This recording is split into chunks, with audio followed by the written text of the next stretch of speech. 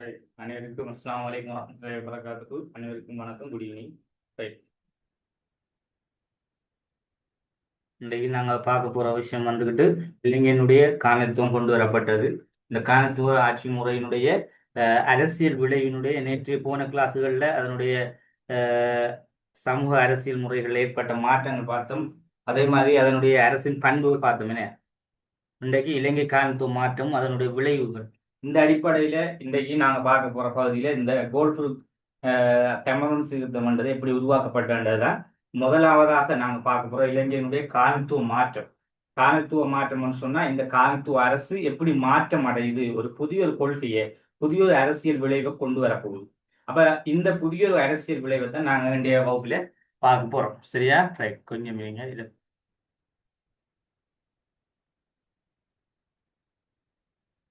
Right. இப்போ பார்ப்போம்.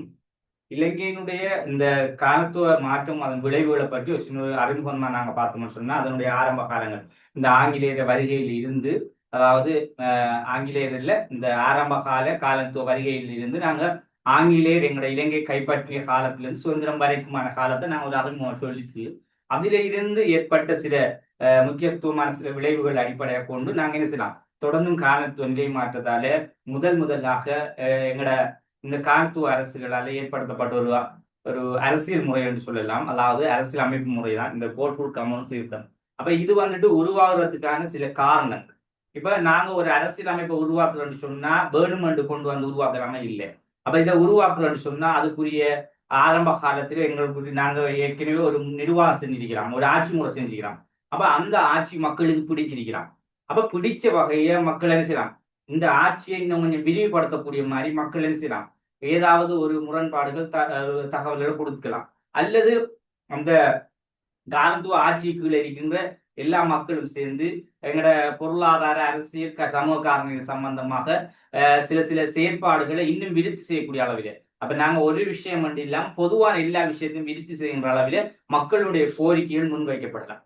சில நேரங்களில் எங்களோட நாட்டிலே பொருளாதாரங்கள் ஏதாவது ஒரு மந்த நிலைமையாக இருக்கலாம், சில நேரங்களில் நிர்வாகம் பிள்ளையாக இருக்கலாம். அப்ப இதையெல்லாம் நாங்க ஒரு சீர் செய்யறதுக்காக தொடர்ந்தும் ஒரே நிர்வாகத்திலே ஒரே செயற்பாட்டில இருக்காம நாங்க புதிய ஒரு விஷயத்துக்கு வாரதுதான் இந்த அரசியல் மாற்றங்கள் சொல்றாரு. அப்ப இந்த அடிப்படையில எங்களோட நாட்டில முதலாக ஏற்படுத்தப்பட்ட ஒரு அரசியல் மாற்றமாகத்தான் இந்த கோல்ஃபுல் கமரன் அரசியல் மாற்றம் உருவாக்கப்பட்டது. அப்ப அதன் சம்பந்தமாக அது உருவாகிறதுக்குரிய ஒரு சில காரணங்களை அடிப்படையாக கொண்டு நாங்க தொடர்ந்து பார்ப்போம். ரைட். முதல்ல பாருங்க, இலங்கையில் 1505 முதல் 1948 வரை மேலத்திய காலத்துவத்துக்கு உட்பட்டிருந்தது. முதலில் போர்த்துகேயரும், இரண்டாவதாக ஒல்லாந்தரும், மூன்றாவதாக ஆங்கிலேயரும் இதனை உட்படுத்தி கொண்டனர்.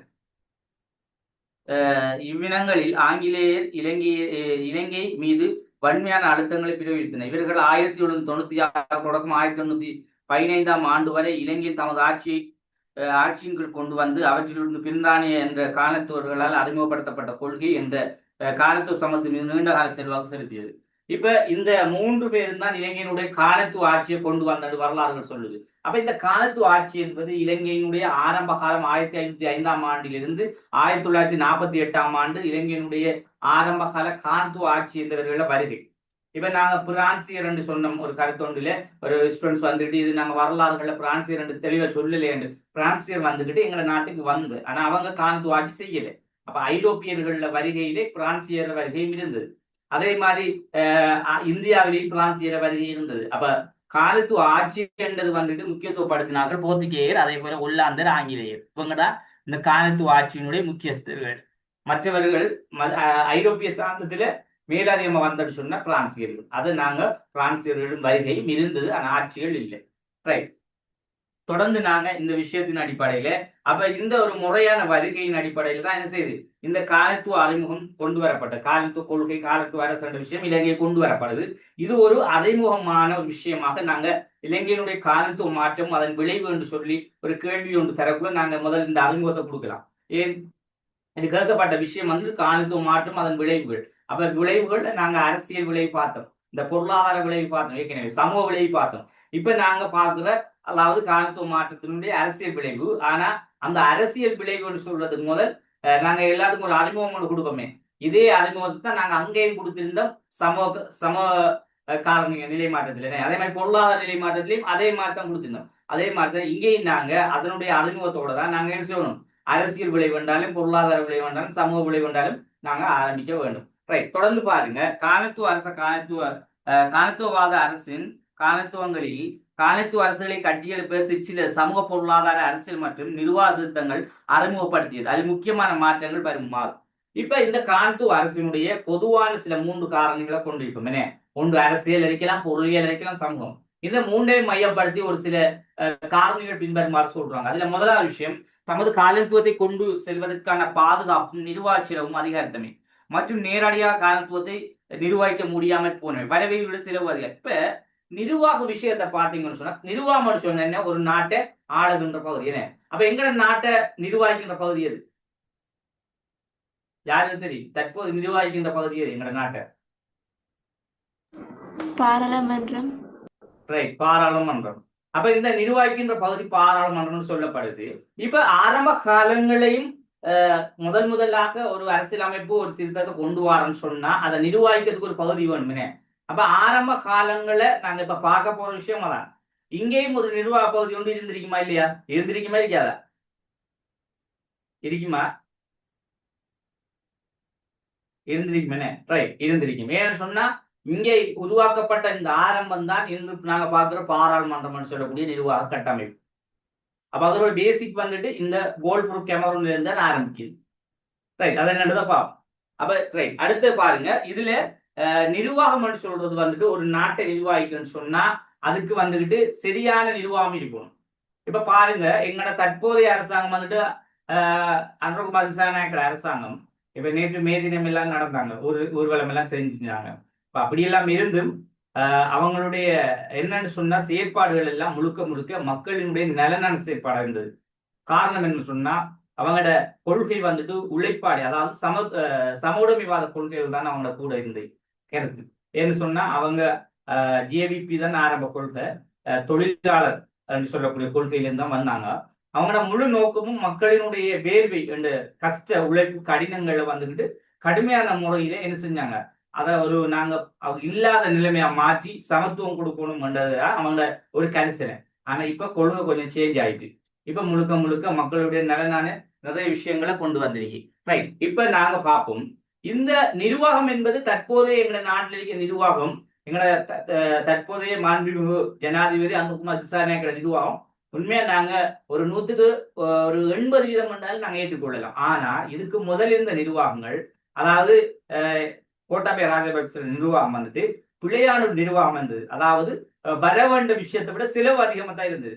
இதே ஒரு நிலைமை தான் ஆரம்ப காலங்கள்ல இந்த பிரித்தானியர்களுடைய இந்த காலத்துவத்தினுடைய குறிப்பிட்ட காலத்தின் பிற்பாடு அரசியல் மாற்றத்தை வாரத்துக்கு முதல் காரணமாக இருந்தது இந்த நிர்வாகம் பிழையான விஷயம் ஒன்று. அதை விட வரவிட செலவுன்னு சொன்னா, ஒரு நாட்டினுடைய நிர்வாகம் தெளிவில்லை சொன்னால் ஒரு நாட்டினுடைய வரவு செலவு திட்டம், அதாவது வருஷத்துக்குரிய ஆண்டறிக்கைன்னு சொல்லுவாங்க, அது வந்துட்டு ஆரம்பத்திலிருந்து இன்று வரைக்கும் அப்படின்ற என்னன்றதை நாங்க படிப்போம். சரியா? ரைட், இந்த விஷயம் வந்துகிட்டு பிள்ளையா இருந்தா நாட்டு மக்களை வழிநடாத்த இயலாது, மக்களுக்கு தேவையான அபிவிருத்தி திட்டங்கள் மேற்கொள்ளாது, ஒரு நாட்டை ஒரு சரியான கண்ட்ரோல்ல வச்சிருக்கலாது, அதான் நிர்வாகம், அது செய்ய முடியாது. அதே மாதிரி பொருளாதாரம் என்பதை எல்லாருமே சமமான வகையிலே எல்லாருமே சரியான முறையிலே ஒருத்தருக்கு கஷ்டம் இல்லாம பொருளாதார செலவுகள் விலைவாசிகள் என்ற விஷயம் எல்லாம் இல்லாத ஒழிக்கணும்னு சொன்னா இந்த செலவு என்றதை விட வரவு அதிகமா இருக்கணும். அப்ப எங்களுக்கு இன்கம் கூட இருந்தால்தான் எங்களுடைய செலவு நாங்க ஆடம்பரமோ இல்ல வேற கூடுதலான செலவு செய்யலாம். ஆனா எங்களுக்கு வரவு வந்துட்டு குறைவா இருக்குது, வெறும் 100 ரூபாய் வரவுன்னு சொன்னா நாங்க 200 ரூபாய் செலவழிச்சா எங்களோட நாடு எங்கே போகும்? பின்னுகாயில். அப்ப இதான் இங்க நடந்தது. அப்ப இந்த நிலைமையை மாற்றி அமைப்பதற்காக சில வழிமுறைகளை இந்த ஆங்கிலேயருடைய காலத்தில் ஏற்படுத்தினாங்க. அப்ப இவங்க என்ன செஞ்சாங்கன்னு சொன்னா, இந்த ஆங்கிலேயர் சில திட்டங்கள் கொண்டு வரப்பட்டது. அதுல முதலாவது இந்த கோல்ஃபுரூக் கெமரூன் திட்டத்துல சில விஷயங்களும் சேர்த்துக் கொள்ளப்படுது. ரைட், 2வது என்ன காரணம் என்று பார்ப்போம். இந்த காலத்துவ சமூகத்தில் காணப்பட்ட வாழ்க்கை முறை அபிலாசைகளை அபிலாசை என்பன காலத்துவவாதிகளின் கலாச்சாரத்தோடு ஒத்து போகாமையினால் அவற்றை மாற்றிக்கொள்ளு. இது 2வது ஒரு ப்ராப்ளம். ஏன்னு சொன்னா காலத்துவவாதிகள் வந்துட்டு வெஸ்டர்ன் கல்ச்சர், இப்ப ஆங்கிலேயர் வந்துட்டு பொதுவா வெஸ்டர்ன் கல்ச்சர். இப்ப ஆங்கிலேயர் சொன்னா இப்ப எங்கட இந்தியா எடுத்துக்கிட்டா இலங்கை எடுத்துக்கிட்டா இங்க இருக்க கிறிஸ்தவ அவங்களும் கிறிஸ்தியர்கள் தான், எங்கட இலங்கையிலையும் கிறிஸ்டியர்கள் இருக்காங்க. எங்கட மக்கள் வந்துட்டு கிராமத்து வழக்கத்தை கொண்டவங்க. எங்கட அந்த சோசியலிசம் வெஸ்டர்ன் கல்ச்சர் அந்த டைப் குறையும். அதே மாதிரி இப்ப இந்தியாவை எடுத்தாலும் அப்படித்தான். அதாவது இந்த தெற்காசியா என்று சொல்லக்கூடிய வலையமைப்புகள், ஆசியா வலையமைப்புகள், அதே மாதிரி ஏனைய சில வலையமைப்புகள் இருக்கு. அதாவது வெஸ்டர்ன் சொல்லக்கூடிய இந்த ஐரோப்பியா தவிர்ந்த ஏனைய நாடுகள் இருக்க எல்லா கிறிஸ்டியர்களும் தான், ஏனைய சில மதங்களும் தான். அவங்க எல்லாம் வந்துட்டு இந்த ஆடம்பரங்கள் குறைவு, அதே போல அவங்களோட செயற்பாடுகள் எல்லாம் வித்தியாசம், கலாச்சார விடயங்கள் வித்தியாசம்.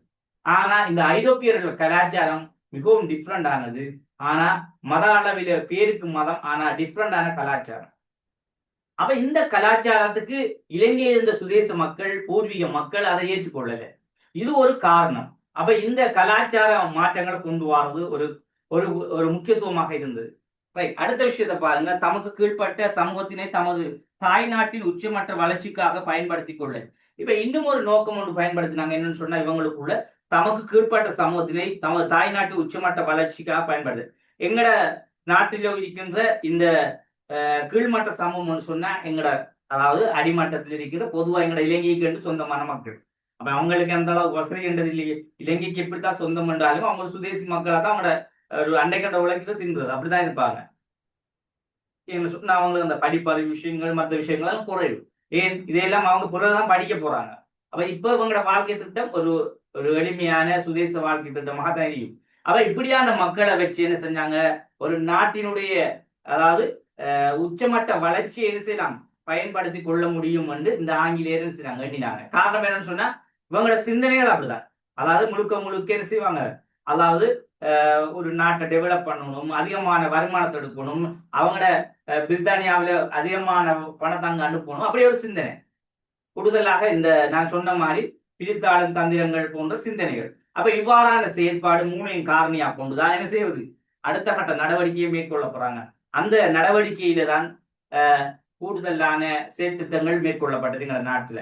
என்ன மாதிரியான இந்த சீர்திருத்தத்தை கொண்டு வந்தா என்ன விஷயங்களை நாங்க தொடர்ந்து செயற்படுத்தணும், எதை இல்லாம செய்யணும். ரைட், பாப்போம். நாங்க தொடர்ந்து இந்த காணத்துவ அரசுகள் காணத்துவ சமூகத்தை மாற்றுவதற்கு தேவையான பல்வேறு நடவடிக்கைகள் மேற்கொள்ளப்பட்டன. இப்ப இதான் நாங்க பார்க்க போற விஷயம்.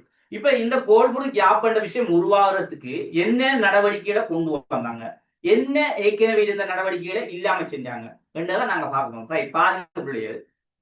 கட்டாய ராஜகாரிய சேவை முறை இல்லாத முதலாவது விஷயம். இப்பதான் நீங்க யாப்புக்குள்ள வந்துட்டீங்க. இப்ப அடிக்க போறது யாப்பு. இப்ப நீங்க அதாவது சொல்லுவாங்க கான்ஸ்டிடியூஷன் சொல்லுவாங்க ஆங்கிலத்துல, யாப்புகள். அப்ப இதற்குள்ள நீங்க உள்ளுக்கு ஆயிட்டீங்கன்னு சொன்னா ஒரு நாட்டு சட்டத்தை படிக்கிறதுக்கு சமம். அதாவது நீங்க ஒரு லோயர் ஒன்று ஆகணும்னு சொன்னா, நாட்டினுடைய அதாவது ரூல் ஆஃப் லோ, அதாவது அதை படிக்கக்கூடிய தகுதின்னு சொன்னா முதல்ல எங்களோட நாட்டினுடைய யாப்புல சொல்லப்படும் சட்டத்துக்குள்ள நீங்க வரணும். இப்ப முதலாவது நாங்க கொண்டு வரப்பட்ட யாப்பு இந்த கோல்ட் ஃப்ரூட், அதனூடாக சொல்லப்பட்ட சட்ட திட்டங்களுக்கு நாங்க வரப்போறோம். அப்ப அதுல ஸ்டார்ட் பண்ணக்குள்ள என்ன மாதிரியான விஷயத்த இல்லாத செஞ்சாங்க, என்ன மாதிரி விஷயத்த கொண்டு வந்தாங்கன்றதுல முதலாவது இந்த கட்டாய ராஜகாரிய முறை இல்லாத. இப்ப இந்த கட்டாய ராஜகாரியம் சொன்னா இதுல தெரிஞ்சவங்க யாரும் இருக்கீங்களா? ஓ லெவல்ல சிவில்ஸ்ல அப்படி ஏதாவது இந்த கட்டாய ராஜகாரிய முறைன்னு சொல்லி படிச்சிருக்கீங்களா? ஹிஸ்டரியிலயோ சிவில்ஸ்லயோ? ரைட், ஓகே, சொல்லுங்க. அவங்க என்னண்டு மன்னனுக்கு போய் ஒரு குறிப்பிட்ட வயசுல போய் ஆண்கள் வந்து ஒரு ஊதியம் இல்லாம வந்து அவருக்கு சேவைகள் செய்யறதா கட்டாயம். அதுக்கு எப்படி சொல்லலாம், நாங்க ஷோர்ட்டா சொல்றோம்டா, என்ன வேலை அது? மன்னருக்கு கீழ்ப்படிந்து நடக்குது. அதான் அதுக்கு என்னன்னு சொல்லுவாங்க வேற?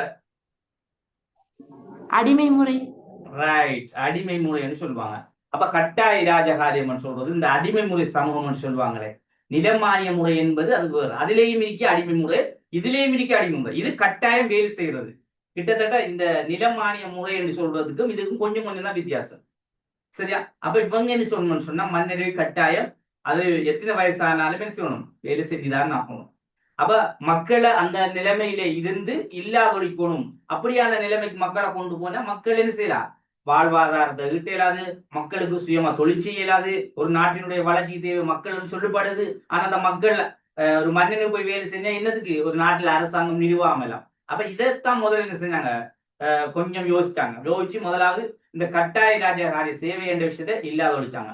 அடுத்தது ரெண்டாவது விஷயம், திறந்த சந்தை முறை ஒன்றை அறிமுகப்படுது. திறந்த சந்தை முறை. இப்ப திறந்த சந்தை முறை என்று சொன்னா ஏதாவது தெரியுமா? இதுல இந்த ஓஎல்ல எக்கனாமிக்ஸ் அந்த பொருளியல் அப்படி அந்த சப்ஜெக்ட் ஏதாவது இல்லையா ஓஎல்ல? அப்படி இல்லை, அப்படி பாடம் இல்லையா ஓஎல்ல பொருளியல் பொருளியல் பாடம்? தெரியல சார். என்னன்னு சொன்னா இங்க இப்ப நியூ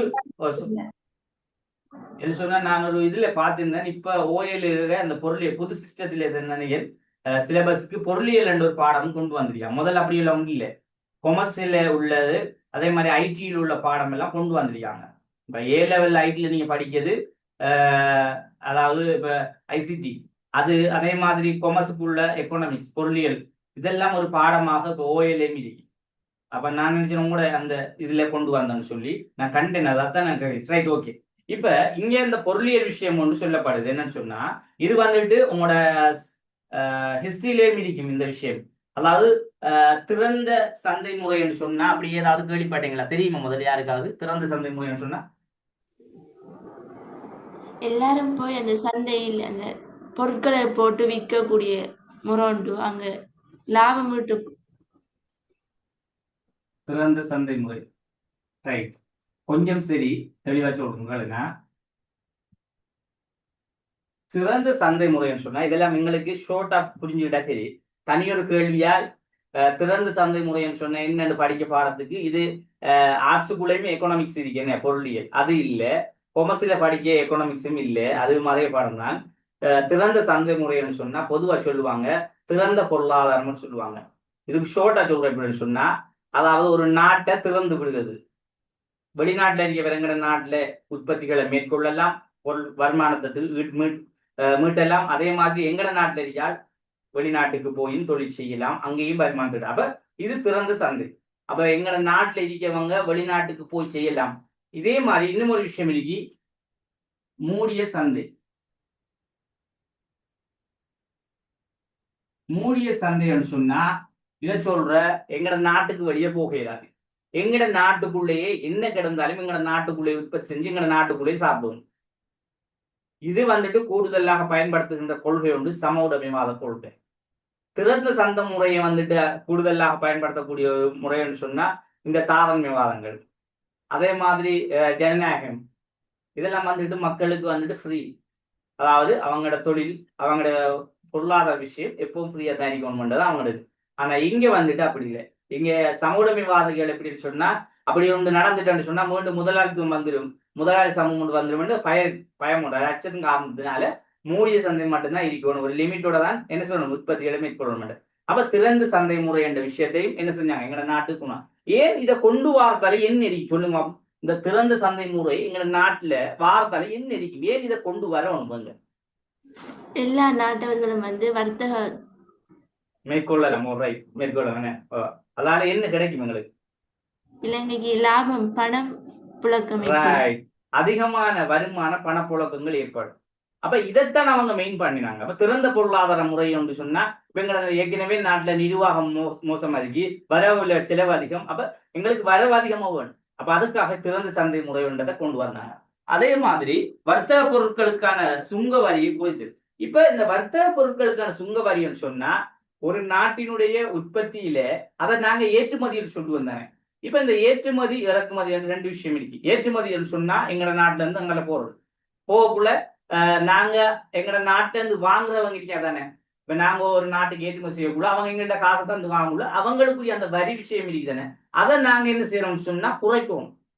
இல்லாட்டி என்ன நடக்கும்னு சொன்னா எங்கட பொருளை நாங்க ஒரு பொருளை அங்க வாங்கக்குள்ள எங்களுக்கு அவங்க வரியை கூட்டுவாங்க. அப்ப எங்கட நாட்டு காசு அதிகமாக போகும். அப்ப இதுல எப்படி அந்த அவங்களோட மைண்ட தந்திரமா பயன்படுத்தினாங்க பாத்தீங்களா?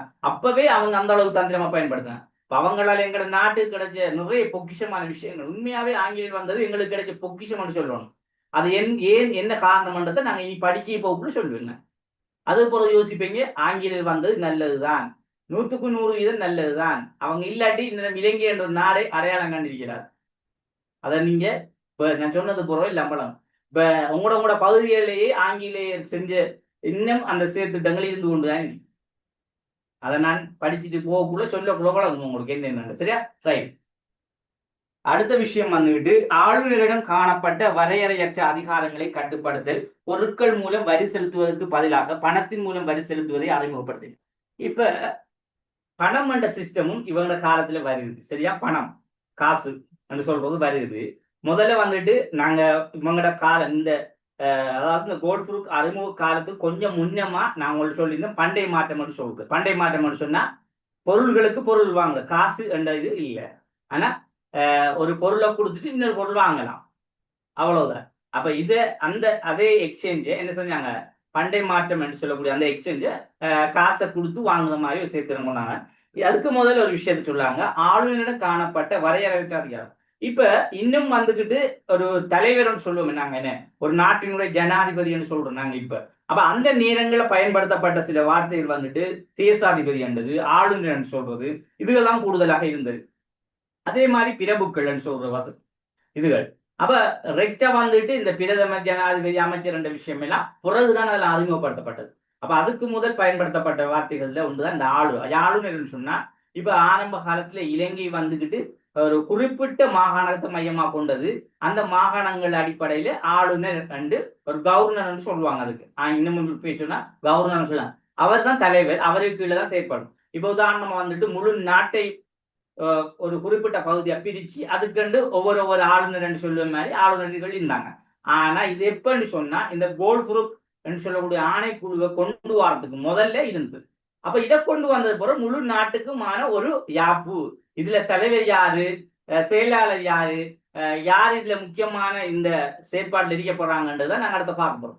சரியா? இது ஒரு குட்டி பாராளுமன்றம் மாதிரி நாங்க நீ பார்க்க போறோம் கோல்ட் ப்ரூஃப்னு சொல்ற விஷயம். ரைட். இப்ப ஆளுநர்ல காணப்பட்ட அந்த அந்நிறம் வந்துட்டு அதிகாரம் அவர்கிட்ட அணியும். அவர் அதிகாரம் சொன்னா அம்புடும் மாதிரி ஏன் கேட்க பார்க்கறதுக்கு ஆட்கள் இல்லை. காரணம் என்ன சொன்னா, ஒரு 5 ஆளுநர் இங்க இருந்தா இல்ல ஒரு ஆளுநர் இங்க இருந்தா இதை கண்காணிப்பு குழுன்ற விஷயம் இங்க இல்லை பார்க்கறது.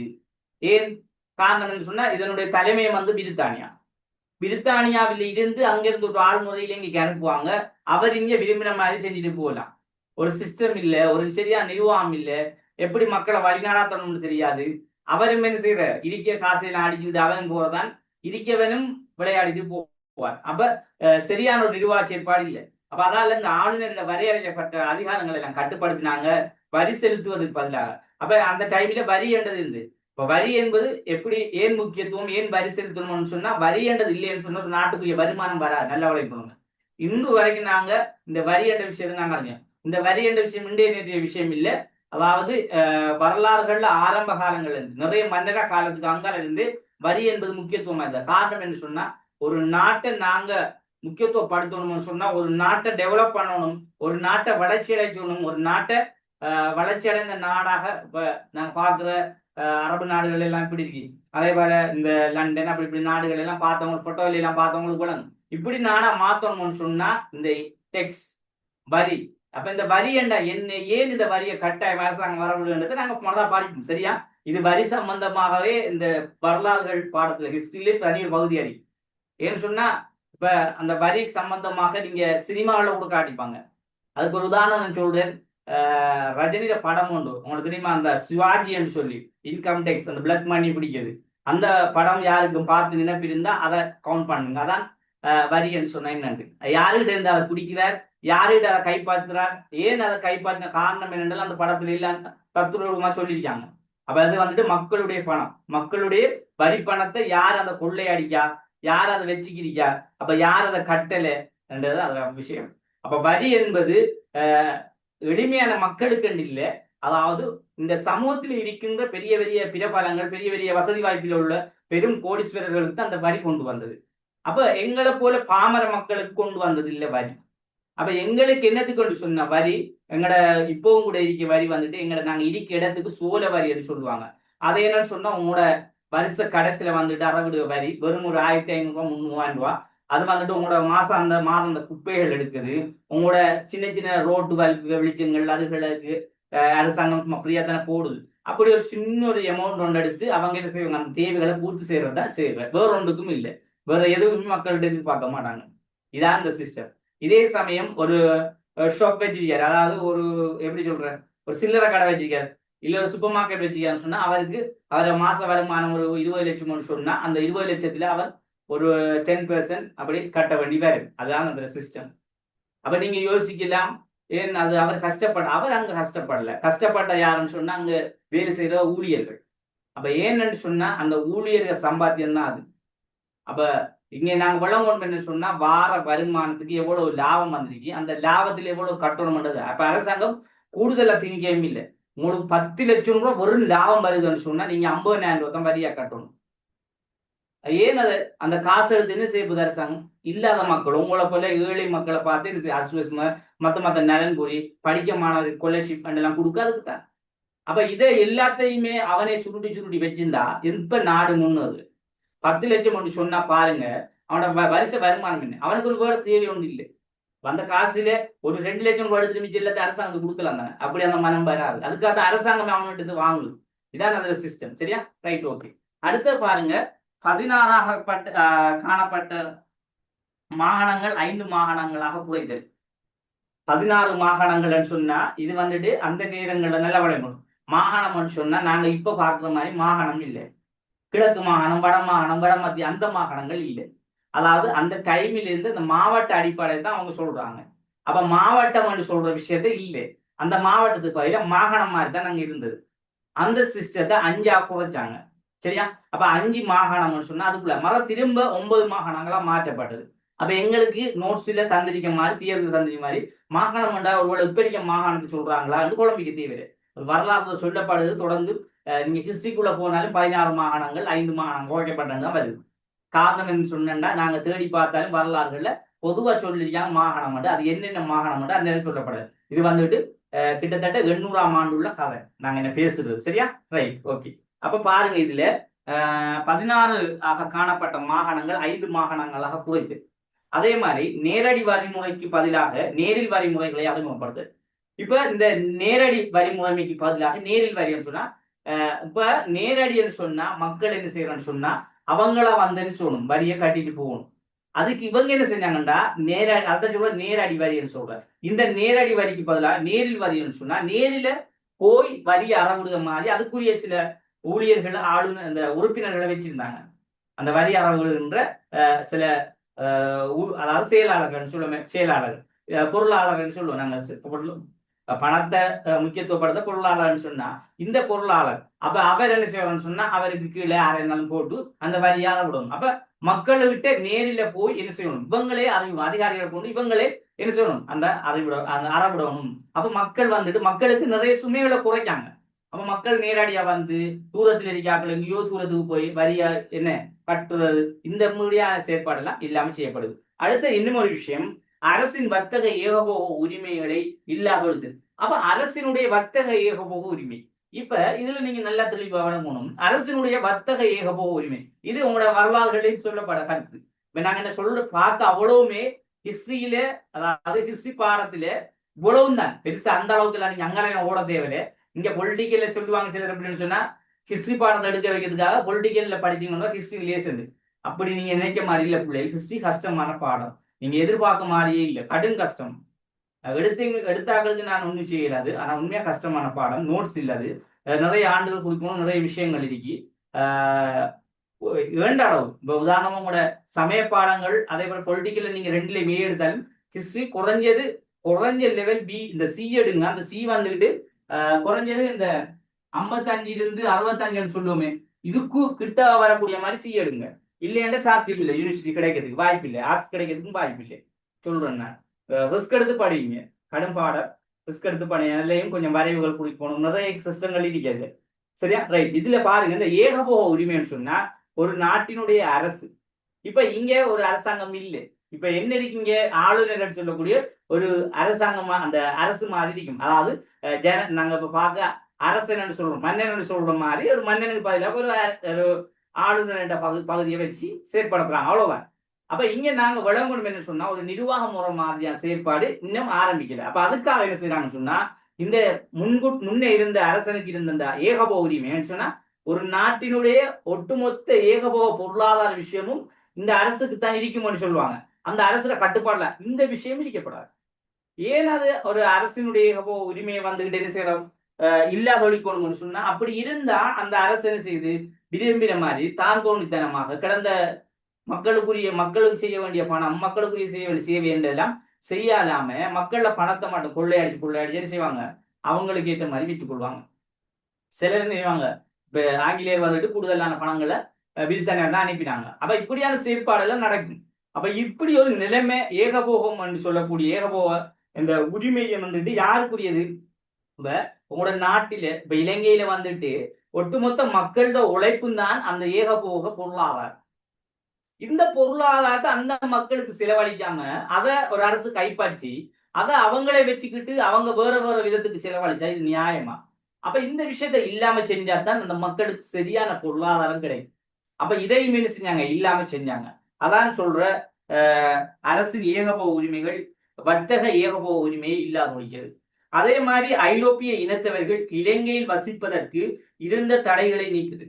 அப்ப இதுல நல்ல விளையம் கொள்ளுங்க, ஐரோப்பிய இனத்தவர்களை பொறுத்தளவில் இலங்கையில் வசிப்பதற்கு இருந்த தடைகளை நீக்குது.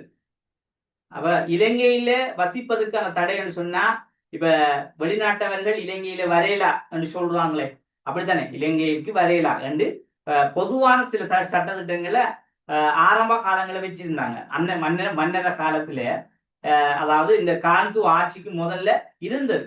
அப்ப இந்த காலத்துவ ஆட்சி வந்த நேரங்கள்ல என்ன செஞ்சாங்க, கொஞ்சம் கொஞ்சம் மாத்திட்டாங்க. ஆனா முழுமையா மாத்தணும்னு சொன்னேன்னு, இப்ப பிரித்தானியர்கள் பிரச்சனை இல்லை, அவங்க இலங்கைக்கு வரியை தந்து அவங்க குடியேறிட்டாங்க.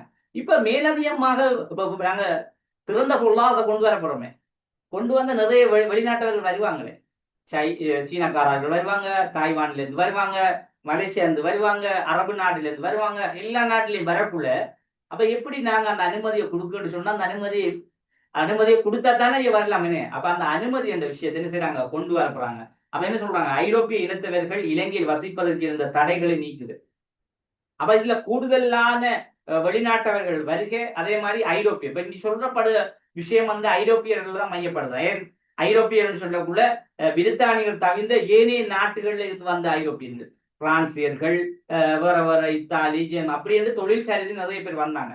அப்ப பொதுவா அவங்க ஐரோப்பிய நாட்டை சேர்ந்தவர்கள்ன்றதால அவங்களுக்கு முக்கியமான ஒரு ஸ்பெஷல் என்ன, அவங்களுக்கு வசிப்பதற்கு, அதாவது வெளிநாட்டவர்கள், ஐரோப்பிய வெளிநாட்டவர்கள் வசிப்பதற்கான தடை ஒன்று இந்தியா.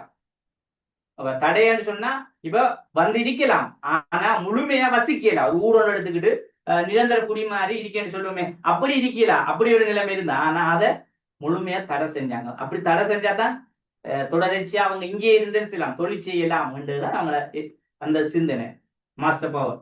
அடுத்து பாருங்க, சிவில் சேவையை சீரமைக்கிறது. அப்ப சிவில் மக்களுடைய பாதுகாப்பு சேவை முக்கியது. இவங்களோட ஆட்சி முறை முழுக்க முழுக்க இராணுவ பலம் தான். அப்ப மக்கள் ஏதாவது பிரச்சனைகள், மக்களுக்குள்ள ஏதாவது முரண்பாடுகள் வந்தாலும் அதெல்லாம் தீர்த்து வைக்க, பிரச்சனைகளை இல்லாம செய்வோம்னு சொன்னா ஒரு பாதுகாப்பு கொண்டு போகணுமே, மக்கள் பாதுகாப்பு. அப்ப இந்த சிவில் சேவை என்பதை சீரமைச்சாங்க. ஒரு சரியான முறையில மக்களுடைய சேவைகள், மக்களுடைய அன்றாட தேவை விஷயங்கள், அன்றாட பிரச்சனை விஷயங்கள், அன்றாட உரிமை சம்பந்தமான விஷயங்கள், நாளாந்த தேவை, பொருளாதார ரீதியான பிரச்சனை எல்லாமே இந்த சிவில் சேவைக்குள்ளார பாதுகாப்பு இருந்து சகலதும் பாருங்க. அப்ப சிவில் சேவை, மக்கள் சேவை என்ற விஷயமும் சீரமைக்கப்பட்டது. அதே மாதிரி அரசியல் உருவாக்கத்துக்காக ஆளுநருக்கு ஒத்துழைப்பு வழங்க அரசு கழகம் ஒன்று தாப்பிது. இப்ப இந்த கோல்ஃபுருக்குல முதலாக கொண்டு வரப்பட விஷயம் தான் இந்த அரசு கழகம் சொல்றது. அப்ப இதை சொல்லுவாங்க, இதுல பேர் என்ன சொன்னா, இந்த கட்டட அமைப்பு பேர் அரசு கழகம். இந்த அரசு கழகம் நம் பிள்ளைகள் இப்ப நாங்க பார்க்கிற இன்றைய காலகட்டத்துல பார்க்கிற இந்த பாராளுமன்றம். அப்ப அதோட பேசிக்க பாருங்க, அரசு கழகம், சட்டசபை, அரசாங்க சபை என்று பல்வேறு பேர்கள்ல மாற்றம் அடைஞ்சு கிட்டத்தட்ட ஒரு 1833ஆம் ஆண்டு கோல்ஃபுருக் அரசியல் அமைப்பு கொண்டு வரப்பட்ட காலத்திலிருந்து 1978ஆம் ஆண்டு அரசியல் யாப்பு இப்ப தடைமுறையில் இன்று வரைக்கும் இருக்க யாப்பு வரைக்கும் நிறைய சேஞ்சஸ். அரசாங்க சபைக்கு பேர்கள் மாற்றம், அந்த கட்டடத்துக்கு பேர்கள் மாற்றம்.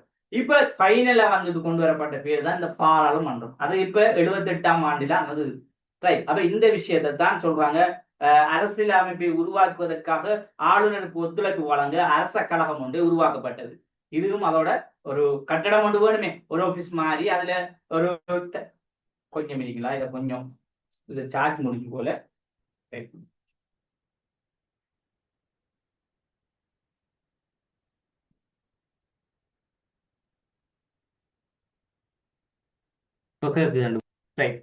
அப்ப இதை கொண்டு வந்தா தான் என்ன செய்யலாம், ஒரு ஆபீஸ்ல செயற்படணும். அப்ப அதுக்கு ஒரு தலைவர் ஒன்று இருப்பார். அதே மாதிரி அவர்கள் கூட அடுத்தடுத்த பதவிகளுக்குரிய பதவி வழியான அவர்கள் இருப்பாங்க. செயலாளர்கள் விஷயம் இருக்கும். அப்ப இப்படி ஒரு தொடர்பான ஒரு அரசு ஒன்று இருந்தா அது நிர்வாகம் சரியா இருக்கும்ன்றதுக்காக ஒரு ஆபீஸ் மாதிரி ஒரு கட்டட அமைப்பு தான் இந்த அரச காலம் கொண்டு வரப்படாது. அதே மாதிரி ஆங்கில கல்வி பரவலாக இப்ப நாங்க ஒரு என்ன சொல்ற ஒரு கோல்ஃப் யாப்போட கொண்டு வரப்படும். இப்ப கொண்டு வந்தா இதோட முடிகிறேன் பிள்ளைகள். ஏன் இப்ப இந்த மொழி ரீதியான பிரச்சனை ஒன்று இருக்குமே, இந்த டைமிலே இங்க இருக்க ஆங்கிலேயர்கிட்ட இருந்த மொழி ஆங்கிலம். இப்ப நாங்க எங்கட இலங்கை மக்களோட நாங்க பேசணும், நிர்வாகம் செய்யணும்னு சொன்னா எப்படி ரெக்டா பேச நாங்க என்ன செய்யற, அதுக்கு மொழிதான் மிக முக்கியம். அப்ப மக்களுக்கிட்ட அந்த ஆங்கிலம் என்ற விஷயத்த கொண்டு வரணும் என்ன. அப்ப அதை பரவல் அடையணும். அதை என்ன செய்யலாம், பாடசாலையில கட்டி கொடுக்கலாம், மொழி ரீதியான கல்வி செயற்பாடு வழங்க இந்த செயற்பாடையும் கொண்டு வந்தாங்க. அதே மாதிரி நீதிமன்ற கட்டமைப்பு முறையாக ஒழுங்கமைத்து. இப்ப நீதிமன்றம்னு சொன்னா இப்ப சின்ன வழக்கு, இப்போ சின்ன பிரதேசத்துல நடக்க வழக்குக்கு என்ன செய்யலாம், ஒரு நீதிமன்றம் தேவை என்ன, அவங்களோட ஊர் சார்ந்த நீதிமன்றம். இப்ப அதை ஒரு தீர்மானம் எடுக்கலாட்டி அதுக்கு அடுத்த கட்டம், அப்படி ஒரு நீதிமன்ற செயற்பாடு, ஒரு ஒழுங்குமுறையான கட்டமைப்பும் இந்த காலகட்டத்திலே கோல்ட்புரூக் ஆணைக்குழு உருவாக்கப்படுற காலகட்டத்துக்கு கொண்டு வரப்பட்ட முக்கியத்துவமான விஷயம். அப்ப இவ்வளவு விஷயத்தையும் கொண்டுதான் என்ன செஞ்சாங்க, இந்த கோல்ட்புரூக் கமரூன் சொல்லக்கூடிய சீர்திருத்தம் ஒன்றை வரைய ஆரம்பிச்சாங்க. அதனுடைய பேர் தான் 1833 அரசியல் யாப்பு கோல்ட்புரூக் கமரூன். ரைட், அது யாரு எப்படி வரையப்பட்டதை பார்ப்போம்.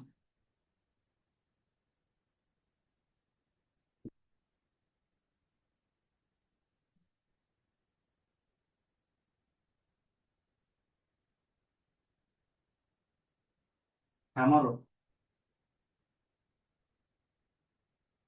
சரியா, கோல்ட்புரூக் கமரூன் சொல்லுங்க கொஞ்சம்.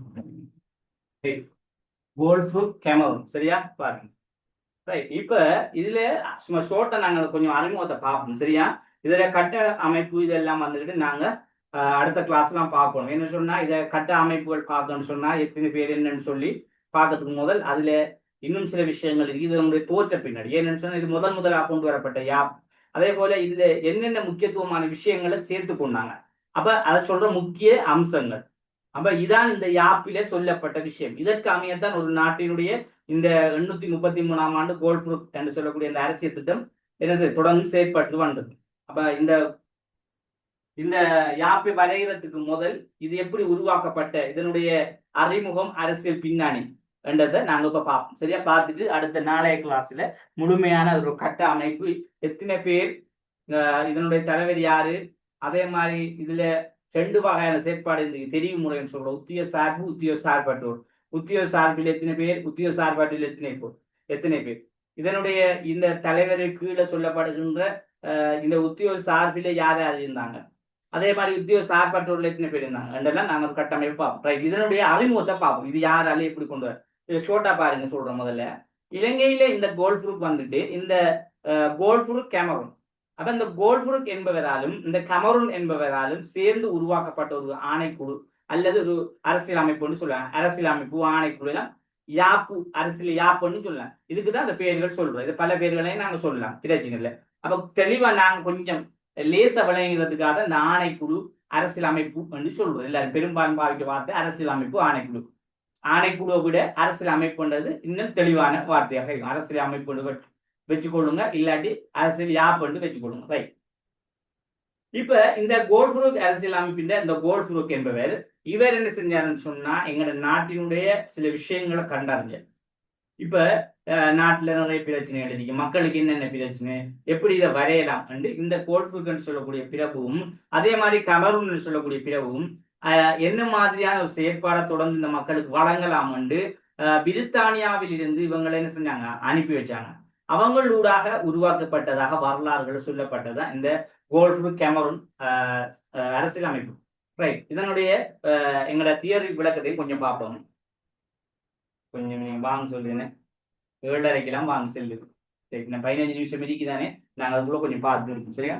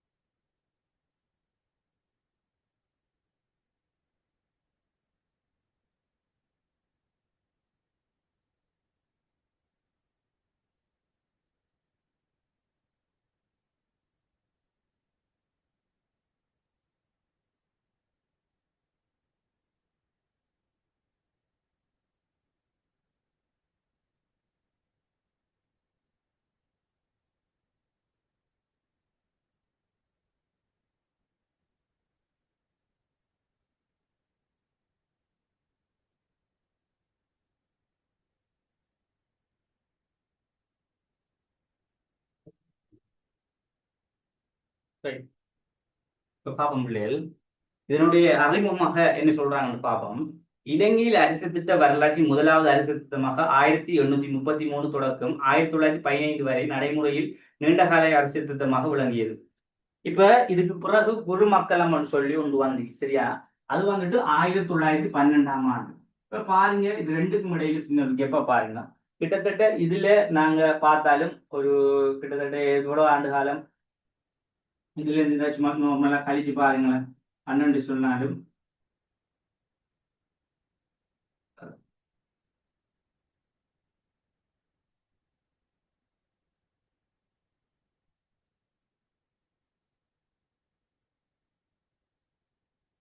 right, 79 ஆண்டுனே.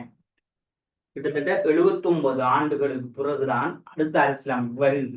அப்ப ஏன் நாங்க இந்த கோல்ட்புக்கை பத்தி அதிகமான கேள்விகளும் வந்திருக்கு. அப்ப யாப்பில ஏன் கோல்ட்புக் வந்துட்டு முக்கியத்துவம் படிக்கணும்னு சொல்றாங்கன்னு சொன்னா, முதலாக வரையப்பட்ட யாப். அப்ப இது வரைகிறதுக்கு நிறைய கடுமையான கஷ்டங்களை எல்லாம் இவங்க தாங்கியிருக்காங்க இந்த பிரித்தானியா. ஏன்னு சொன்னா, ஒரு நாட்டிலே ஒரு யாப்பை கொண்டு வரோம்னு சொன்னா லேசான விஷயம் இல்லை. அந்த மக்களை நாங்க சரிப்படுத்தணும், அதே போல மக்களை கருத்தை கேட்கணும், மக்களுக்கு என்ன நிலவான விஷயத்தை கொண்டு கொடுக்கணும், பல செயற்பாடுகளை கொண்டிருக்கணும். அப்ப இதையெல்லாம் ஆய்வு செஞ்சு கொண்டு வரப்பட்டது. அதே போல இந்த நிர்வாகம், இந்த கோல்ட்புக் நிர்வாகம் கிட்டத்தட்ட 79 ஆண்டுகளே இந்த வரைக்கும் என்ன செஞ்சாங்க, அவங்களோட செயற்பாடு தொடர்ந்து. அப்ப அதுக்கு வரைக்கும் என்ன நடந்துக்கொண்டு சொன்னா, ஒரு நார்மலா கொண்டு போனாங்க. ஆனா ஒரு இப்படித்தானே, நாங்க சாதாரண மனிதர்கள், எங்களுக்குள்ள விருப்பு வெறுப்பு கொண்டு இருக்கும். அப்ப நாங்க ஒரு நல்லா ஆரம்பத்தில் தொடங்கக்குள்ள இல்லாத நல்லா தான் தொடங்குற எங்கிலும் தானே. இப்ப நாங்களும் தான் இப்ப இந்த மஹிந்த ராஜபக்ச வந்த காலத்துல எல்லாருமே ஃபெஸ்ட் அவரை ஆதரிச்சாங்க. உங்களுக்கு தெரியுமே தெரியா, அவர் முதல்ல நல்லா இருந்திருக்காரு ஆட்சி முறை. திரும்ப அவர் அடுத்த தரம் ஆட்சிக்கு வரக்குள்ள நிறைய பேரை சேர்த்து கொண்டார். அதுக்கு பிறகு அவர் கள்ளனா மாறினார். இது மாத்தம் இல்லாரு. அப்ப நாங்க பேசிக்கா பார்க்கக்குள்ள எல்லாமே அழகா தெளிவா ஒரு 10-20 வருஷத்துக்கு நல்லா தெரியுமே.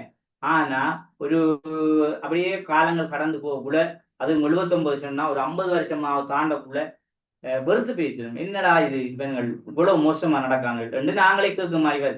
இப்படி ஒரு நிலைப்பாடு வந்த உடனே தான் திரும்ப குருமக்களம் மெனிங் தற்காலிக மெனிங் டிவைன்சர் என்று பல்வேறு பேர்கள் மாறப்பட்டது. பல்வேறு அரசியல் யாப்புகள் மாறியது. அது போல திரும்ப டொனமு திரும்ப சோல் பேரி, அது போலதான் இலங்கைக்கு என்ற யாப்புகள் சுதந்திரத்துக்கு பிறகு வருது. ரைட். இப்ப நாங்க இது ஒரு 833 தொடக்கம் 1912 உருவாக்கப்பட்டதுன்னு சொன்னாங்க, ஒரு அறிமுகம் மாதிரி. தொடர்ந்து என்ன சொல்றாங்கன்னு சொன்னா, இதனுடைய தோற்ற பின்னணி எப்படி இது உருவாக்கப்பட்டதுன்னு சொன்னா, அதை பத்தி சில வரலாறு பின்னணிகளை கொண்டு சொல்றாங்க. எப்படின்னு சொன்னா, இலங்கையின் காலத்துவ ஆட்சியாளர்கள் எதிர்நோக்கிய பல்வேறு பிரச்சனைகளையும் சவால்களையும் ஆராய்ந்து அரசியல் திருத்தம் ஒன்றை அறிமுகப்படுத்த பிரித்தானிய அரசாங்கம் தீர்மானிக்கின்றது. அதாவது இலங்கையில் குடியேற்றத்துக்கான செலவுகள் வரவை விட அதிகரித்தமையினாலும் அது தொடர்பில் பிரித்தானிய பாராளுமன்றத்தில் கண்டிக்கப்பட்டமையும் கோல்ட்புக் ஆணைக்குழுவில் நியமிக்கப்பட்ட காரணமாகும். முதல்ல எங்கள நாட்டில் இருந்த பிரச்சனை ஒன்று தான் இந்த வரவை விட செலவு. அப்ப இவங்களுக்கு தொடர்ந்து நிர்வாகம் செய்யணும்னு சொன்னா அதிகமான வருமானம் வேணும். ஆனா வருமானம் இல்லை. அப்ப மக்களை நிர்வாகம் செய்யணும், மக்களுக்குரிய தேவைகளை நிவர்த்தி செய்யணும், தாங்களும் அதுல வாழணும்னு சொன்னா வருமானம் அதிகமா இருக்கணுமே. அப்படி ஒரு நிலைமை இல்லாது போயிடுச்சு. அப்ப இதுக்காக தான் என்ன செஞ்சாங்க, நாங்க கட்டாயம் பிரித்தானிய பாராளுமன்றம் கண்டிக்கப்பட்டமைக்காமைய கோல்ட்புக் ஆணைக்குழு நியமிக்கப்பட்டது காரணம். அப்ப எங்க அனுமதி கொடுக்காங்க, பிரித்தானியா பாராளுமன்றம். ஏன்னா பிரித்தானியா பாராளுமன்றத்தினுடைய அனுமதியுடன் இலங்கையில ஒரு அரசியலமைப்பை உருவாக்கி ஆகணும் என்று ஒரு நிர்பந்தம் ஏற்பட்டது. தொடர்ந்து சொல்லப்படுது, கோல்ட்புக் கெமரூன் ஆணைக்குழு என்பது பிரித்தானியா இலங்கை நிர்வாகத்தை மதிப்பிடுவதற்கு இந்நாட்டின் நிர்வாகம் நிதி பொருளாதாரம் மற்றும் நீதித்துறை ஆகியவற்றில் மேற்கொள்ள வேண்டிய சீர்திருத்தங்களை பரிந்துரைக்கவும் 1829ஆம் ஆண்டில் பிரித்தானியா குடியேற்ற அலுவலகத்தில் அமைக்கப்பட்ட ஒரு அரசு ஆணைக்குழு ஆகும். அப்ப இந்த பிரித்தானியா இந்த ஆணைக்குழுவை கொண்டு வரதுக்கு, அதாவது கோல்ட்புக் கெமரூன் ஆணைக்குழு என்பதை பிரித்தானியா இலங்கையில் நிர்வாகத்தை மதிப்பிடுவதற்கு, அந்த இலங்கையில நிர்வாகம் முதல் எப்படி இருக்கணும் முதல் அறியும். நீங்க இப்ப நாங்க நினைச்சு கொண்டுள்ளே ஒரு நாட்டில நிர்வாகம் கொண்டு வரோம்னு சொன்னா, ஒரு யாப்பு கொண்டு வரோம்னு சொன்னா, முதல் எங்களை நாட்டுற வளம், எங்க நாட்டு மக்கள் எல்லாத்தையும் நாங்க ஆய்வு செய்யணும். மேக்சிமம் ஒரு 3 வருஷம் ஒரு வருஷமாக குறைஞ்சது ஃபுல்லா நாங்க பண்ணிருப்போம்தான் இந்த மக்களுக்கு எப்படி நாங்க ஒரு புதிய தீர்த்தத்தை கொண்டு வர்றது. அப்படி என்ன செஞ்சாங்கன்னு சொன்னா, அதுல இந்நாட்டினுடைய நிர்வாகம், நிதி, பொருளாதாரம் மற்றும் நீதித்துறை ஆகியவற்றில் மேற்கொள்ள வேண்டிய திருத்தங்களை பரிந்துரைக்கவும். அப்ப பரிந்துரை செய்வதற்கு 1829ஆம் ஆண்டு பிரித்தானிய குடியேற்ற அலுவலகத்தினால் அமைக்கப்பட்ட ஒரு அரசு ஆணைக்குழு ஆகும். அப்ப இது 1829ஆம் ஆண்டு அங்களோட ஆணைக்குழுவால ஒரு பிரித்தானியா குடியேற்ற அலுவலகத்துல அமைக்கப்பட்ட குடியேற்ற அலுவலகம், அவங்களோட குடியேற்ற அலுவலகத்துல அமைக்கப்பட்ட ஒரு அரசு ஆணைக்குழுவாகும். அப்ப அங்கேயே இதை ஆரம்பத்தை ஸ்டார்ட் பண்ணிட்டாங்க 1829. அப்ப அங்கே ஸ்டார்ட் பண்ணி என்ன செய்யலாம், இதுக்கு என்ன முடிவுன்னு சொல்லி தொடர்ச்சியான ஆய்வின் அடிப்படையில் 1833 தான் இதுக்கு சரியான தீர்வு கிடைக்கப்படுது. தொடர்ந்து பாருங்க, இவ்வாணைக்குழுவின் கோல்ஃபுருக், கெமரூன் ஆகியோர் உறுப்பினர்களாக இருந்தனர். இவர்களது பரிந்துரைகளில் பெரும்பான்மை ஏற்றுக்கொள்ளப்பட்டன. இவை கோல்ஃபுருக் கெமரூன் சீர்திருத்தம் என அழைக்கப்பட்டது.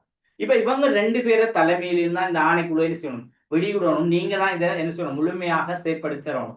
அப்ப இவங்க 2 பேரும் நிறைய வகையான சில செயற்பாடுகளுக்கு முக்கியத்துவமாக தொடர்ந்து செயற்பட்டு வந்தாங்க. அதனால இதுல பெரும்பாலான விஷயங்கள் இவங்களோட கருத்து இவங்க என்ன மக்கள்கிட்ட கருத்துக்களை கேட்டுறாங்க.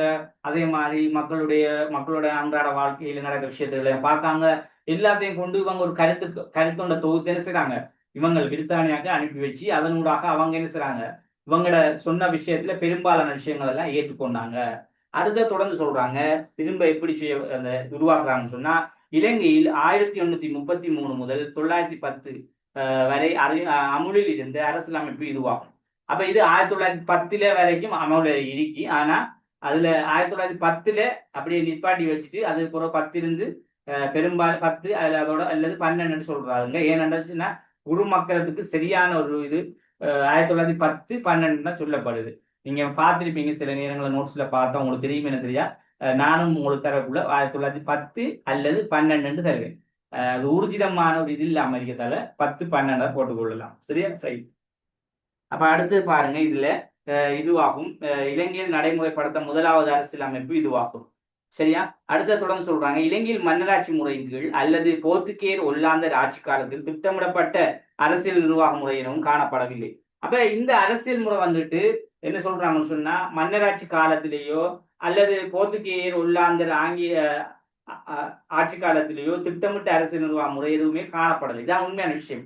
அப்ப திட்டமிட்ட நிர்வாகம்னு சொல்லி முதலாக கொண்டு வரப்பட்டது இந்த கோட் புக்ல தான். அப்ப அதையும் தொடர்ந்து சொல்றாங்க, இலங்கையில் அரசியலானது மன்னராட்சி காலத்தில் மரபு வழி சார்ந்த நிர்வாக முறைகளை கொண்டிருந்தது. போர்த்துகேயர் ஒல்லாந்தர் இலங்கையில் பொருளாதாரத்தை பெற்றுக்கொள்ள எதிர்ந்தார்களை தவிர அவர்கள் அரசியலில் ஒரு திட்டமிட்ட ஏற்பாடு வழங்கவில்லை. அப்ப இந்த போர்த்துகேயர் ஒல்லாந்தர் இலங்கையில வந்தாங்க.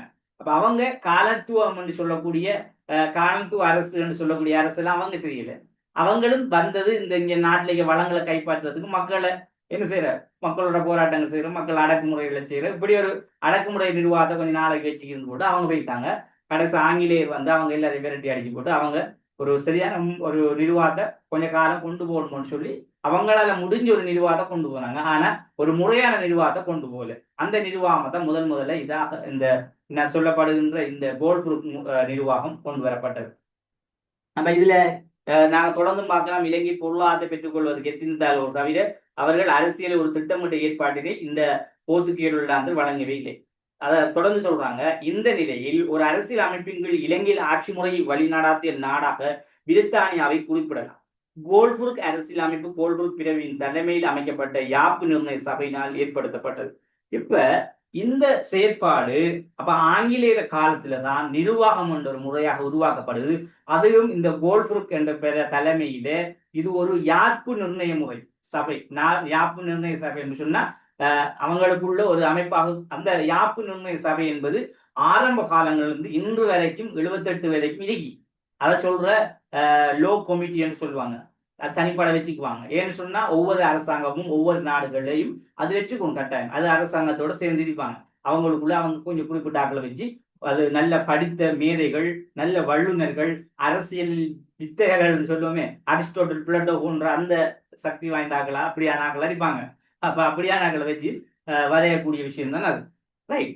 அப்ப பாருங்க, இதுல யாப்பு நிர்ணய சபையினால் இது என்ன செய்யுது, ஏற்படுத்தப்பட்ட விஷயம். அப்ப இவ்வளவு நாங்க ஒரு கோல்ஃபுருக்க பத்தி இப்ப நாங்க இதெல்லாம் என்னது படிக்கணும்னு சொன்னா, கோல்ஃபுருக் அரசியல் அமைப்பு முதலாக நாங்க பார்த்தோம். அதாவது காலத்துவ ஆட்சி முறைன்னு சொன்ன என்ன, அதில் ஏற்பட்ட சமூக காரணி பார்த்தோம். பொருளாதார காரணி பார்த்தோம். அதே மாதிரி அரசியல் காரணியை பார்த்தோம். அந்த அரசியல் காரணியிலே ஏற்படுத்தப்பட்ட முன்கூட்டியே உள்ள சில முக்கியமான சில விளைவுகளை பார்த்திருந்தோம். அந்த அடிப்படையில அரசியல் விளைவில முதலாக அந்த ஆட்சி முறை நிர்வாகத்திலே ஏற்பட்ட ஒரு செலவினமும் அதே போல நிர்வாக முறை முறையற்றிருந்தது. இந்த காரணத்தை கொண்டுதான் முதலாக ஒரு அரசியல் யாப்பு உருவாக்கப்பட்டதை நாங்க இங்க பார்க்கணும். இங்க கொண்டு வரப்பட்ட இந்த 1833வது இந்த அரசியல் அமைப்பை நாங்க எப்படி கொண்டு வரப்பட்ட அதனுடைய தோற்ற பின்னணி என்றதை அறிவோம். அப்ப நாங்க கேள்வியில கேட்பாங்க எப்படின்னு சொன்னா, இலங்கையினுடைய காலத்துவ ஆட்சியில் முதலாக நிறுவப்பட்ட இந்த கோல்புருக் ஆணைக்குழு அல்லது அரசியலமைப்பு பற்றி சற்று ஆராய்க, இல்லாட்டி கலந்துரையாடுக இப்படி போட்டுட்டான்னு சொன்னா அழகான முறையில் 20 மார்க்ஸுக்கு எழுதலாம். நாங்க பேசிக்கா சொல்லிட்டே வரலாம். இலங்கையினுடைய காலத்துவ ஆட்சி முறையை நாங்கள் எடுத்துக்கொண்டால் முதல்ல பல்வேறுபட்ட மாற்றங்கள், அதில் அரசியல் சமூக கலாச்சார மாற்றங்களை நோக்கி கலாச்சார ரீதியான விஷயங்கள், பொருளாதார விஷயங்கள் எல்லாத்தையும் கொஞ்சம் கொஞ்சம் தொட்டு வைக்கிறது. சரியா? அதுக்கு முதல்ல நாங்க சொல்லணும், அதாவது காலத்துவம் என்று சொன்னா ஒரு நாடு ஒரு நாட்டில குறிப்பிட்ட காலத்துக்கு, அதாவது எப்படி சொல்லலாம், 1505 1947 வரைக்கும் இலங்கையில வருகை தந்தவர்களுடைய போர்த்துகேயர், ஒல்லாந்தர், ஆங்கிலேயர் என்ற அந்த முறையான வருகையில் இறுதியாக இருந்து தொடர்ந்து நிர்வாகம் என்ற ஒரு அடிப்படையிலே சரியான ஒரு நிர்வாக ஆட்சி முறை, அதாவது காலத்துவ ஆட்சி முறை செய்தவர்களாக ஆங்கிலேயரை நாங்கள் குறிப்பிடலாம். அவர்களின் அடிப்படையிலே தொடர்ந்து செயல்படுத்தப்பட்ட சில காரணங்களை கொண்டு நாங்க என்ன செய்யலாம், இந்த கோல்புருக் எவ்வாறு ஆணைக்குழு எவ்வாறு உருவாக்கப்பட்டதை நாங்க என்ன செய்யலாம் அப்படியே தொடர்ந்து சொல்லிட்டு போகலாம். அப்ப அதுக்கு பிறகு சொல்லிட்டு போகக்குள்ள இதெல்லாம் நான் சொன்னெல்லாம் அறிமுகம் 20 மாசம் கேள்விதான் நான் சொல்றேன். அறிமுகம் இப்ப சொன்னலாம். அப்ப அந்த அறிமுகத்திலிருந்து இப்ப நாங்க வர போறோம் இங்க உள்ளடக்கத்துக்கு வாரம். இப்ப அறிமுகமே வந்திருக்கும். இப்போ ஒரு பேஜுக்கு கூட நான் சொன்ன விஷயம் எல்லாம் 2 பேஜ் எழுதலாம். அப்ப அதுக்கு ஒரு விஷயம் ஒன்று இல்லை. அதெல்லாம் எவ்வளவு அறிமுகம் பண்றது அவங்களுக்கு வேணும். நீங்க எழுதலாம். அப்ப நாங்க சமூக காரணி போட்டோம், பொருளாதார காரணி சொல்றோம், இதெல்லாம் உள்ளடக்கம். மற்ற அரசியல் ரீதியான காரணியை கொண்டு வந்து அதில் கோல் ப்ரூஃப் வந்துட்டு எப்படி உருவாக்கப்பட்டது, தோற்ற பின்னாடி என்ன, இவ்வளவுத்துடைய நாங்க நிக்க.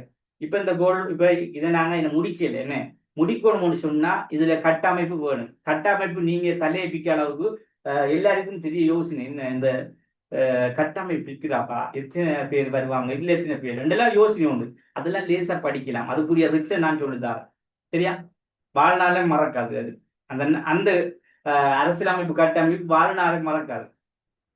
மறந்துக்கன்னு சொன்னா நீங்க பொலிட்டிக்கலி படிக்க தேவையில்லை. அப்படித்தான் நான் உங்களுக்கு விளங்கப்படுத்துவேன், அப்படிதான் ஞாபகப்படுத்துவேன் அதை. சரியா? ஏன்னு சொன்னா இது மட்டும் உங்களுக்கு முக்கியமா மண்டையில் எடிக்கொண்டு பண்ணுறதுக்காக குறிப்பிட்ட அரசியலமைப்பை நீங்க தெளிவா வெற்றி கொண்டு பண்ணுறதுக்காக நான் சொல்லி தருவேன். அதுல கோல் நினைப்பு வச்சுக்காங்க, குருமாக்களத்தை நினைப்பு வச்சுக்காங்க. மணி தற்காலிக மணி தேவையில்லை. ஆனா அது ஷோர்ட் கேள்விகளுக்கு கட்டாயம் வச்சுக்கிறாங்க. கட்டமைப்பு போட்டு எழுதணும் மட்டும் அது அவசியம் இல்லை. கோல் மட்டும்தான் அவசியம். அதே மாதிரி டொனமோர் அவசியம், சோல் வெரி அவசியம். அதையும் நான் சொல்லுதான். சரியா? ரைட். இப்ப நீங்க லேசா வந்துட்டு முதல் நாங்க இதை படிச்சுட்டு போகக்குள்ள அதை நாங்க லேசா வழங்கும். அதுக்குரிய லேசா படிக்கிற சில டியூட்டுகள் இருக்கி, அதையும் நான் உங்களுக்கு தருவேன். அதுக்கு நான் சொல்லுவேன். நாங்க சும்மா நார்மல் பேமெண்ட் ஒன்று தான். அது வந்துட்டு கிட்டத்தட்ட எல்லாத்தையும் சேர்த்து இப்போ காலத்து ஆட்சி முறைன்னு சொன்னா அதுல வர கேள்வி விடைகள், கேள்வி எம்சிக்கள், ஸ்ட்ரக்சர் கேள்வி, எப்படி கேள்வி வரை ஷோர்ட்டா விளங்குன்னு சொல்லி கிட்டத்தட்ட 20 பேஜுக்குள்ள அப்படி வரும். இல்லை நிறைய கொமனான கேள்விகள், ஒவ்வொரு பகுதியிலையும் எடுத்து கேள்வி. அது உங்களை லேசா படிக்கிறதுக்காக அது பேஜுக்கு வந்து நான் பார்த்துட்டு கவுண்ட் பண்ணி சொல்லுவேன். அது சிலபஸ் ஃபுல்லாக முடிஞ்சோட, இந்த யூனிட் முடிஞ்சோட நான் தருவேன். மேலாதிகம் படிச்சு அதை கொஞ்சம் பார்த்தீங்கன்னு சொன்னா அளவு பரிச்சை வைக்கக்குள்ள உங்களுக்கு லேஸ் அடிக்கும். லேசா விட எழுதுறேன். அதில் அடிக்க மாதிரி தான் நான் அளவு பரிச்சை கேள்வி எழுதும் எடுத்துருக்கேன். சரி, ரைட், ஓகே. இப்ப பார்ப்போம். இதுல அடுத்த விஷயம் இதுல வந்துட்டு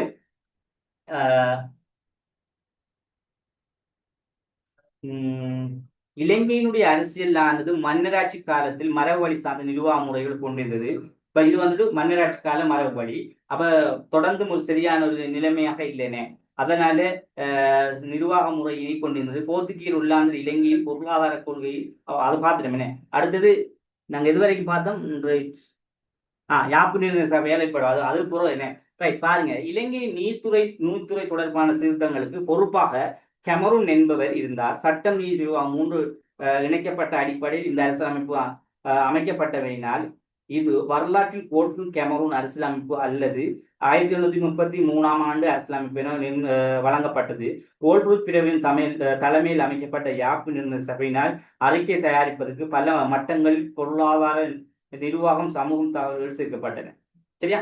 அப்ப இதுல நாங்க விளை கொள்ள வேண்டிய விஷயம், இதுல உங்களுக்கு புதுசா அவங்க சொல்லணும், இந்த கோல்ட் ஃப்ரூட் கேமரூன் இதுல 2 பேரும் சேர்ந்து உருவாக்கப்பட்டது. ஆனா இந்த கேமரூன் என்றவை வந்துட்டு கூடுதலாக சட்டம் சம்பந்தமான தொடர்புடையவை, ஒரு சட்ட வல்லுநர் அப்பவே. அப்ப அதால அவருக்கு சட்டம் சம்பந்தமான பொறுப்பை அவர்கிட்ட கொடுத்திருந்தாங்க. மற்ற ஏனைய நிர்வாக பொறுப்பை இந்த கோல்ட்ஃபுக் தான் பார்த்திருந்தாங்க. அப்ப இப்ப அந்த கோல்ட்ஃபுக் வந்து சட்ட நிர்ணய சபை என்ற அடிப்படையில, அந்த அங்கீகார அடிப்படையில இவர் என்ன செய்யறாரு, இவர் இதை வந்துட்டு பல மட்டங்கள்ல என்ன செஞ்சாங்க, இவங்க இதை உருவாக்குறதுக்கு பொருளாதார நிர்வாக சமூக தகவல்கள் எல்லாம் சேர்க்கப்பட்டது. அப்ப ஒரு குறிப்பிட்ட காலம் இலங்கையினுடைய தகவலையும் இவங்க எடுத்துக்கொண்டுதான் இந்த இந்த ஒரு யாப்பை வரைய ஆரம்பிச்சாங்க. தொடர்ந்து பாருங்க, மேலும் தகவல் பெறுவதற்கான அரசாங்க ஊழியர்களிடம் கேள்வி கொத்துக்களையும் பயன்படுத்தியதுடன் பல்வேறு பிரதேசங்களுக்கு சென்று மக்களுடன் மதகுருமாரும் கலந்துரையாடி தகவல் பெறும். அப்ப இவங்க மக்களோட மதகுருமாரோட நிறைய நாட்டில் இருக்கின்ற நாட்டுக்கு சொந்தமான சில அரசாங்க ஊழியர்கள், இப்ப இலங்கைக்கு சொந்தமானவர்கள் இருப்பாங்க. இப்ப இலங்கையிலையும் அப்பவே கொஞ்சம் கொஞ்சம் படிச்சாக்கள் ஒரு சிலர் இருந்துட்டாங்க, இல்லாம இல்லை, அறமுடிய படிச்சாக்கள் இல்லாம இல்லை, இருந்தவங்களும் இருக்காங்க. அவங்கள என்ன செய்வாங்க, படிச்சாக்கள் அவங்களுக்கு இந்த பிரித்தானியர்கள் சில வேலைகளை கொடுப்பாங்க, அரச வேலைன்னு சொல்லி. அப்படியானவர்கள்ட்டையும் சில ஆலோசனைகள் கேட்டுத்தான் இந்த யாப்பை என்ன செஞ்சாங்க, ஒரு தோற்ற பின்னாடி மாறி இப்படித்தான் இந்த யாப்பை கொண்டு வந்தாங்க என்றதை நாங்க முழுமையாக என்ன செய்யலாம், விளங்கி கொள்ள முடியும். சரியா? இப்ப நாங்க அடுத்தது வந்துட்டு பார்க்க போற விஷயம் வந்துட்டு கோல்ட்ஃபுக் கேமரூன் அரசியலமைப்பு கொண்டு வந்தமைக்கான காரணங்கள். சரியா? இந்த விஷயத்தை நாங்க பார்ப்போம். அதுக்கு நீங்க கீழே அந்த ஷார்ட் விஷயம் தான், இவ்வளோத்தையும் பார்த்துட்டு நாங்கள் கிளாஸ் முடிச்சு போடுவோம். சரியா? அடுத்த இது வந்துட்டு அடுத்த கிளாஸ்ல பார்ப்போம். ரைட். இப்ப இந்த அரசியலமைப்பு கொண்டு வரப்பட்டமைக்கான முழுமையான காரணம் எங்களுக்கு தெரியும். இது வந்துட்டு உருவாக்கப்பட்ட தோற்ற பின்னாடி. ஆனா என்னத்துக்கு கொண்டு வந்தாங்க, என்ன காரணம்னு சொல்லி நாங்க ஏற்கனவே பார்த்தோம். காணத்துவ அரசு காணத்துவ சமூகத்தை உருவாக்குவதற்கு பல்வேறு நடவடிக்கை மேற்கொள்ளப்பட்டன. அப்ப இறங்க விளக்கம், அதாவது எங்களை நாட்டு நிறைய பிரச்சனை இருந்தது, நிறைய விஷயங்களை நாங்க இல்லாம செஞ்சாதான் அதை கொண்டு வரலாம்னா முடிவெடுத்தால் அதை கொண்டு வர. ஆனா இதுல ஃபைனலா சொல்றாங்க, இது கோல்ட்ஃபுக் கேமரூன் அரசியலமைப்பு கொண்டு வரப்பட்டதுக்கான சரியான காரணம் இதான். இந்த சரியா நம்ம ஃபைனல் தீர்மானம் சொல்லுவோமே, இதான் இலங்கையில் ஏற்பட்ட உண்மையான காரணம். இந்த பிரச்சனைகளை கொண்டுதான் என்ன செஞ்சாங்க, முக்கியத்துவம் கொடுத்து இந்த கோல்ட்ஃபுக்கை வரைய வேண்டும் என்று முடிவெடுத்தாங்க. அப்ப இது வரைஞ்சத்தால்தான் இன்றைக்கு 78ஆம் ஆண்டு யாப்பிரி நாங்க சுதந்திரம் அடிக்கணும், எங்களுக்கு தனி ஒரு நாடு கிடைச்சு. ஆனா இது வரையலன்னு சொன்னா நாங்க எந்த நிலைமையில இருந்து எங்களுக்கு தெரியாது. அப்ப பாருங்க, முதல் விஷயம், இலங்கையின் நிலவிய சீரற்ற நிதி நிலைமை, இது முதலாவது காரணம். அப்ப நிதி என்ற விஷயம் சீரில்ல, வரவிட செலவு அதிகம்.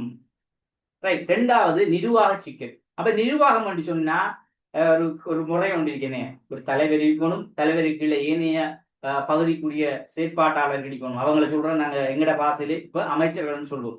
அப்ப அந்த நிர்வாகத்துக்கு கூட உண்டு சக்தியானவர்கள், தலைவர் சொன்னா உதாரணமா ஜனாதிபதி சொன்னா ஜனாதிபதி கீழே இருக்கின்ற ஏனைய அமைச்சர் சொல்லுவோம் எங்கட இதுல. அப்படி ஒரு உண்டு சக்தி என்று சொல்லக்கூடிய ஒரு பகுதி இருக்கணும். அப்ப இந்த பகுதி தான் நிர்வாகிச்சிடும். அப்ப தனி ஒருவர் இருந்துகிட்டு ஒரு ஆளுநரோ ஒரு மன்னனோ வந்து ஆட்சி இல்லாமா செய்யலாது. இப்ப நாட்டுல வந்துட்டு ஒரு 10 லட்சம் மக்கள் இருக்காங்க, இல்ல 1 லட்சம் மக்கள் இருந்தாலும் கூட தனி ஒரு நபரால ஆட்சி இல்லாமா முடியாது. அப்ப இதெல்லாம் காரணமாக வச்சுதான் என்ன செஞ்சாங்க, இந்த நிர்வாக சிக்கல் என்றது காரணமா சொன்னாங்க.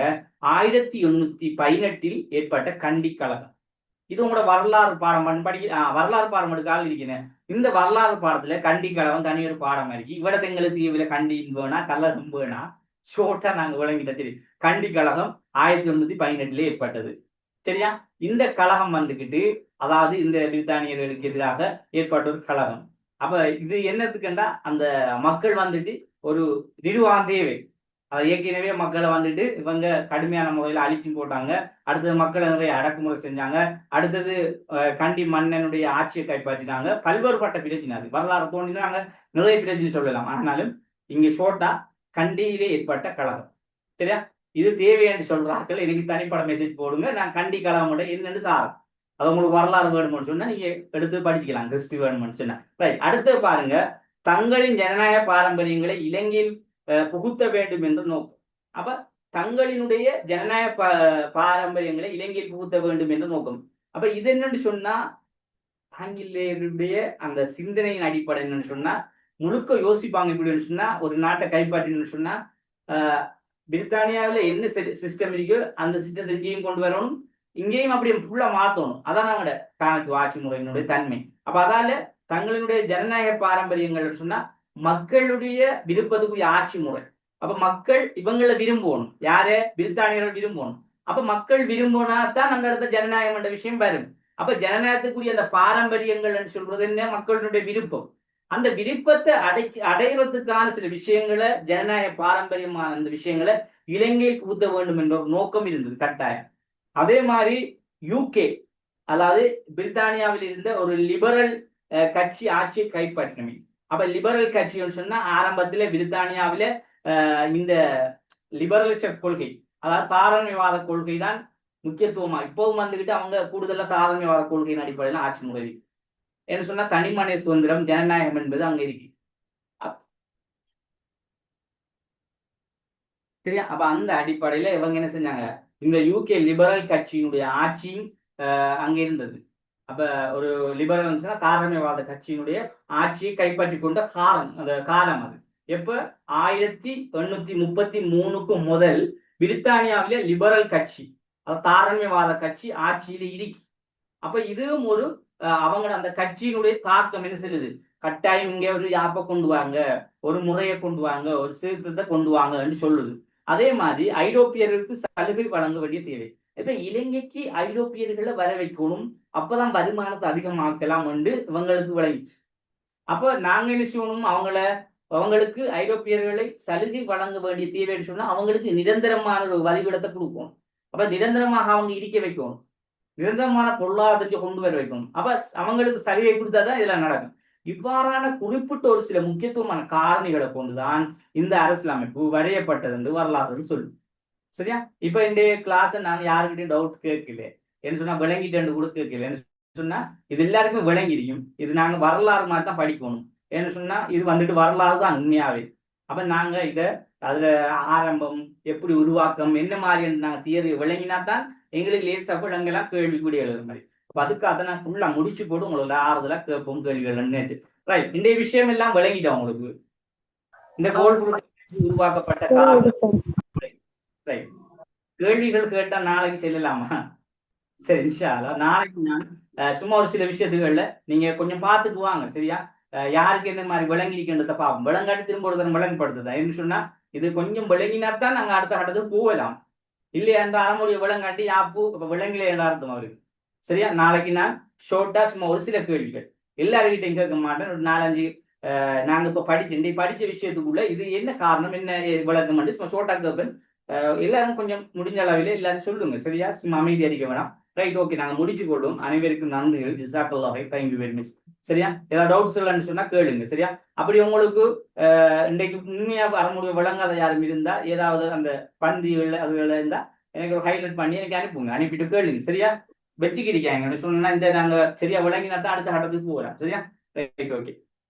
அதுல உங்களோட செல்வன்மெண்ட்டுக்கு இருந்த கடைசா அந்த எக்ஸாம் ஒன்று இருக்கேனே, உங்களோட முரண்பாடுல வாரக்கிழமை எக்ஸாம் இருக்கு. சரியா? வாரக்கிழமை இந்த ரிவிஷன் முடிஞ்சதுக்கு பிறகு அதுல இருந்து 2-3 நாளைக்கு பிறகு எக்ஸாம் போட்டுட்டீங்க. அதுக்கும் கொஞ்சம் தயாராகி கொடுங்க. சரியா? மிக ஒரு கவலையான விஷயம் உண்டு. நேற்று எங்கட பெரியம்மா ஒன்று மோத்தாங்க. எங்கட உம்மோட தாத்தா, அதாவது தமிழ் பிள்ளை சொல்றேன்னா அம்மாட தாத்தா அக்கா கூட பிறந்த. அப்ப அதால நான் இன்னும் போக்கு இல்லை சொன்னா இன்றைக்கு ஃபுல்லா அங்கதான் நேற்றும் அங்கதான் ஒருத்தர்கிட்ட சொல்லல. நீ உங்கள்கிட்ட தான் நம்ம சொல்லி என்னன்னா என் பிள்ளைகளுக்கும் அதெல்லாம் சொல்லிக்கிட்டு லீவ் எடுக்க இல்லாத இப்ப சிச்சுவேஷன் லீவ் எடுத்து கொடுக்க எல்லா டைம்ன்றதால நான் அதை நேற்றுன்றதால எனக்கு கொஞ்சம் ஃபிராஜினா போயிடுச்சு. சரியா? Right, okay. அது போறதானே நான் வெளிக்கிடுறேன். சரி பிள்ளைகள், ரைட், ஓகே. வந்து நம்மளோட படிப்பு போட்டுக் கொள்ளுங்க. Thank you sir. தேங்க்யூ.